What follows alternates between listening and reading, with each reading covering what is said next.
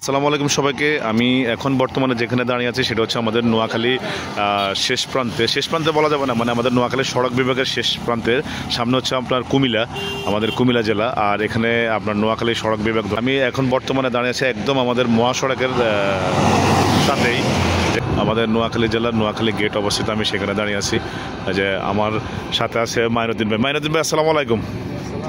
কি অবস্থা ভাইয়া? মানে এটা কোথায়, আমরা এখন কোথায় আছি আপনি বলেন তো একটু। আমরা নোয়াখালীর আর কুমিল্লার বর্ডারে আছি। নোয়াখালী আর কুমিল্লার বর্ডারে, মানে আমাদের ওই পাশে হচ্ছে কুমিল্লা, এই পাশে ছিল নোয়াখালী। হ্যাঁ, আর এদিকে হচ্ছে আপনার নোয়াখালী এদিকে হচ্ছে নোয়াখালী। এটা হচ্ছিল আমাদের নোয়াখালী জেলা গেট, এটা হচ্ছে নোয়াখালী জেলা গেট, আর ওইটা হচ্ছিল আমাদের নোয়াখালী।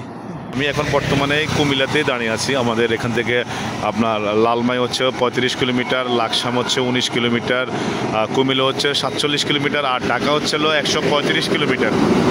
এখান থেকে আমাদের সব বাসগুলো, ঢাকার বাসগুলো আপনার এই রোড হয়ে, এই 4 লেন হয়ে যাতায়াত করে। এখন 4 লেন হওয়া তো অনেকটা সুবিধা আমাদের ঢাকার যাত্রী, নোয়াখালীর যাত্রী, কুমিল্লা যাত্রীগুলোদের অনেক সুবিধা হচ্ছে, কারণ হচ্ছে ঢাকার রাস্তাগুলো 4 লেন হয়ে যাওয়াতে অনেকটা সুবিধা, এবং রাস্তাগুলো অনেক ফ্রেশ, অনেক সুন্দর। ওই যে আমাদের নোয়াখালী গেট, জেলা গেট যেটা, তো এই স্থানটা অনেক জনপ্রিয়, আমাদের নোয়াখালীর জন্য অনেক জনপ্রিয় একটা স্থান। কারণ আমাদের যারা কন্টেন্ট ক্রিয়েটর হচ্ছে বা যারা নাটক সিনেমা নির্মাণ করে, তাদের সবাই কিন্তু এই নোয়াখালী নিয়ে কোনো তথ্য চিত্র করার আগে কিন্তু আপনার আমাদের নোয়াখালী গেটে আসে, সবাই নোয়াখালী গেটটাই দেখায়।